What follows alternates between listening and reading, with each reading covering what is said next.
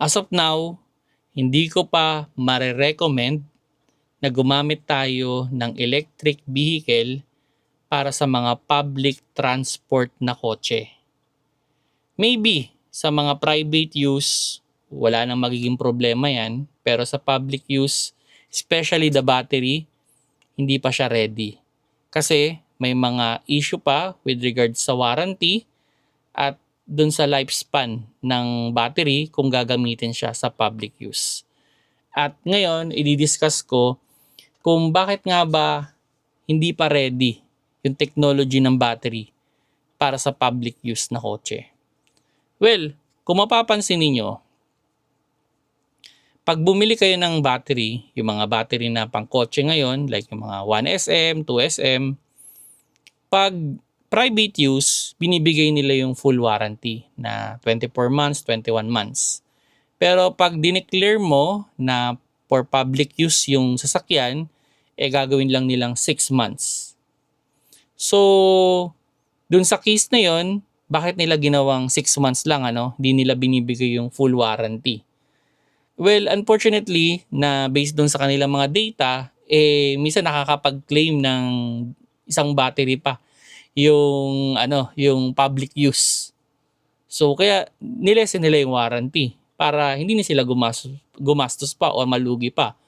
So, with the case of the battery of the EV, pwedeng ganito yung mangyari. Actually, nagtatanong-tanong ako dun sa mga electric vehicle, mga yung mga live nila.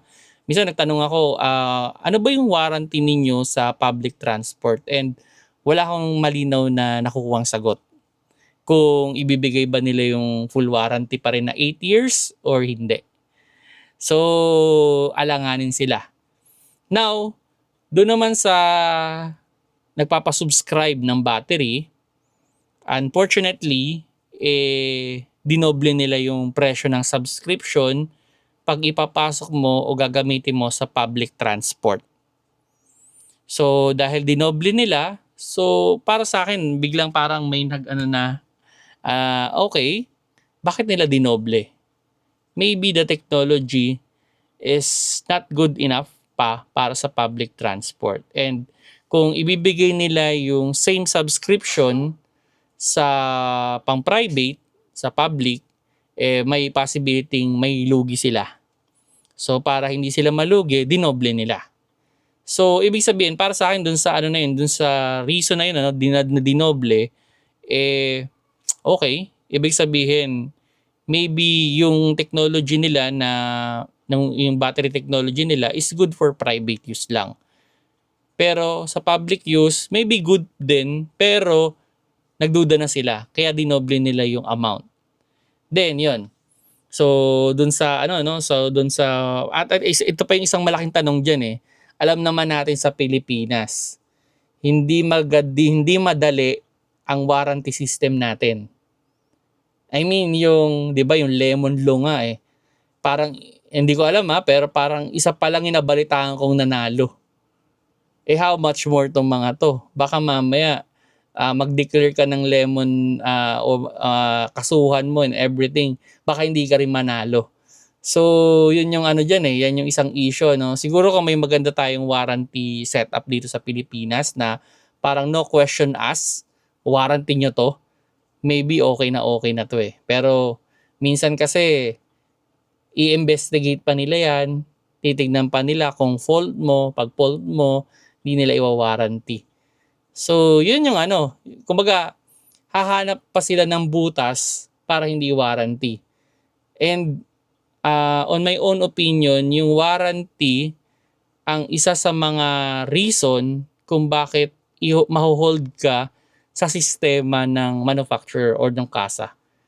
So, kung magkano man yung i-bill sa inyo in the future, wala kayong magagawa. Yun yung isa yun sa mga sad reality, Kasi, okay, paggawa mo sa labas, wala kang warranty. So, parang ganun papagawa mo o hindi? Mahal yung battery, di ba? So, yun yung isang problema pa, Kumbaga, hindi mo siya pwedeng ipagawa sa labas kasi hinahabol mo yung warranty.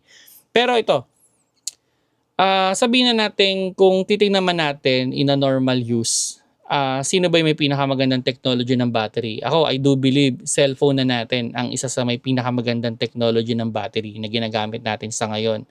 And si Mansanas na brand, sabihin na natin nilalagay na nila siguro yung isa sa mga pinakamagandang battery sa kanilang mga brand, no? O sa kanilang mga phone. And through time, talaga na babawasan talaga yung percentage o battery health ng battery. 'Di ba? Kumbaga, pwedeng sa loob ng isang taon, mabawasan ng 5% yan.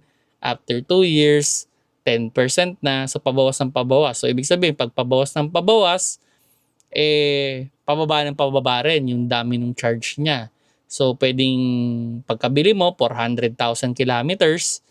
Pero after 1 year, magiging 395. After 2 years, 390 na, pababa ng pababa. So, doon sa case na yon, after 8 years, ilang percent na kaya yung battery natin? Kasi di ba meron din tinatawag na cycle yan ng pag-charge. Normally sa mga battery, 10,000 cycle naman. Pero although napakalayo naman nun. Pero kung paulit mo i-charge, makukuha mo yun Pero hindi naman siguro sa loob ng 10 years. Hindi pa mauubos yung 10,000 na yun. Pero for sure yung battery health. Then, kung i-relate ko naman dun sa battery ng kotse, like yung mga 2SM, 1SM, NS40, NS60, unfortunately, pag dineclare mong public transport, hindi ka nila bibigyan ng full warranty. So, normally, ang ibibigay lang sa'yo is 6 months warranty. Pero kung nakadeclare siya as private use, ibibigay sa iyo yung 24 months o 21 months. So, dun sa case na yun, ibig sabihin, yung battery nga natin ginagamit, pag public transport, lessen yung battery. So, ibig sabihin, they don't trust their brand na kayang abutin yung 21 months nang wala kang magiging problema. So, yun yung ano sa akin, parang okay, ibig sabihin pala nun, kung hindi nila kayang ibigay yung warranty na full, hindi tatagal talaga yan doon.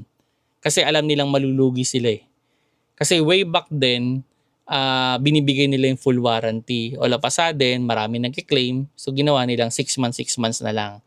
So, doon sa case na yon, ibig sabihin, pwedeng nalugi na sila that time kasi nga nagre-replace sila ng battery. So, it's parang ano rin siya, pares lang din siya nung EV car, no?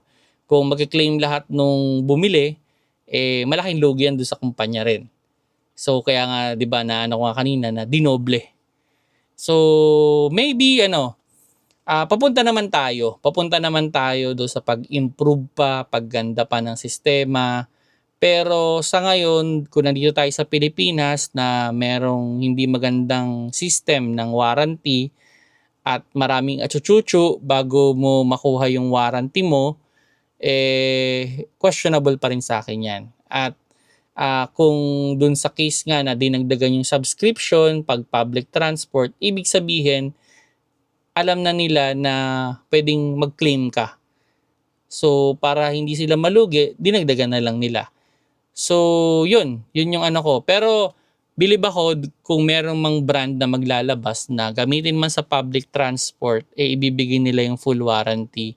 At i-declare din nila na no question asked. At siguro magkakaroon lang ng problema na dapat sa amin kayo nagpapa-PMS. So, yun yung isang case din. So, kung sasabihin naman nila na kung wala kang pinakialaman sa electrical, wala kang magiging problema sa warranty. So, maybe it's good na mag-EV na tayo. Pero, hanggat yung mga question na yun ay hindi pa nasasagot ng malinaw, maybe we're not ready. Kasi, yun nga, pinaka-question ko sa inyo, kung masiraan kayo ng battery na worth 200,000, marireleasean nyo ba agad ng pera? Kasi kung hindi, maybe EV is not for you pa sa ngayon. Especially sa mga public transport na kotse. Kung nagustuhan nyo yung video, pakilike na lang mga paps. At you can comment kung ano man yung sa tingin nyo, kung okay ba talaga o hindi ang EV para sa public transport na kotse.